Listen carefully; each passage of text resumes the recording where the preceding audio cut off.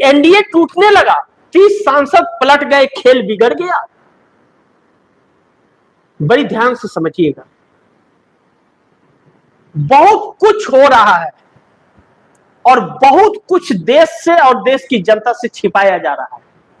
यह सरकार पूरी तरह से फेल हो चुकी है, लेकिन हर खबरों को दबाया जा रहा है, लोगों तक पहुंचने नहीं दिया जा रहा है, क्योंकि इस देश का मेन स्ट्रीम मीडिया बिक चुकी है पैसों के टुकड़े पर। वह अपने दायित्व को, अपने फर्ज को भूल चुकी है और जो सवाल खड़ा कर रहा है उसे प्रताड़ित किया जा रहा है।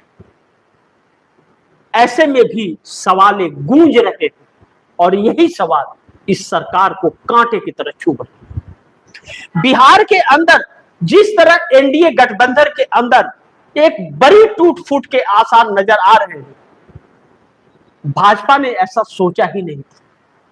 लेकिन जैसे ही नीतीश कुमार दिल्ली राज्यसभा सांसद की सदस्यता लेने के लिए आते हैं और दिल्ली के अंदर हरिवंश नारायण जो राज्यसभा के उप सभापति हैं, वह जेडीयू के हैं और जेडीयू ने उनके कार्यकाल समाप्त होने के बाद उन्हें राज्यसभा नहीं भेजा, तो नीतीश कुमार के शपथ लेते वक्त भारतीय जनता पार्टी ने राष्ट्रपति से मनोनीत करा करके उन्हें शपथ दिला दिया।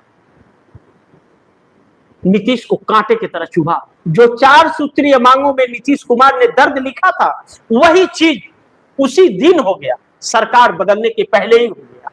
नीतीश कुमार भौचक्के से रह गए। दिल्ली के अंदर सारे कार्यक्रम को रद्द करके नीतीश कुमार पटना चले आए।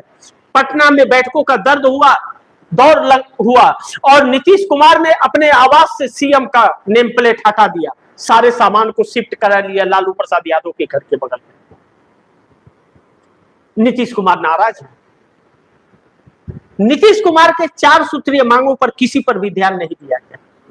अब ऐसे में नीतीश कुमार के 12 सांसद और 85 विधायक साथी, लेकिन लल्लन सिंह और संजय झा थोड़ा ज्यादा भाजपा की तरफ पलड़ा उनका झुकाव हुआ।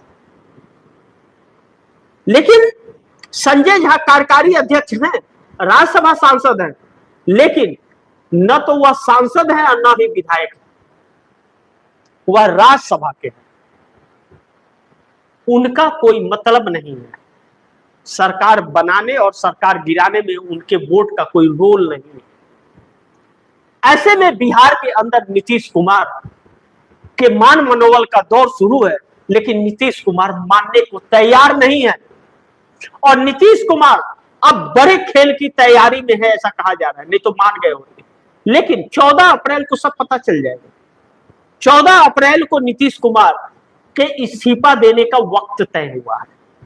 जरूरी नहीं है कि 14 को इस्तीफा दे, लेकिन तय हुआ है कि इस्तीफा दे देंगे। 15 को नई सरकार बनेगी और 16 को दिल्ली विशेष सत्र में वह पहली बार शामिल होंगे। लेकिन दूसरी तरफ चंद्रबाबू नायडू भी एनडीए गठबंधन के ही हिस्सा है, तो चंद्रबाबू नायडू भी नीतीश कुमार को देख करके सकते में उन्हें भी दर्द झलक रहा है। उन्हें भी लग रहा है कि नीतीश कुमार के बाद चंद्रबाबू नायडू का ही तो नंबर है और कोई तो एनडीए में बचा ही नहीं है ऐसा जो मोदी के खिलाफ जाने की साहस और हिम्मत दिखा सके। ऐसे में विश्व स्तरीय जो यह युद्ध है ईरान और अमेरिका के बीच, इसका जो प्रभाव भारत पर पड़ रहा है और जो पड़ने वाला है, जो 29 तारीख के बाद रेट बढ़ने वाले हैं, उसको लेकर के भी बहुत चिंतित है। लेकिन यह 3 दिनों का विशेष सत्र यह बहुत एक साजिश के तहत बुलाया गया है, जिसमें 1 नेशन 1 इलेक्शन की बू आ रही है और संविधान संशोधन के लिए बुलाया गया, लेकिन सर्वदलीय बैठक इसकी नहीं बुलाई गई। ऐसे में चंद्रबाबू नायडू के भी 18 सांसद पलटते हुए नजर आ रहे हैं।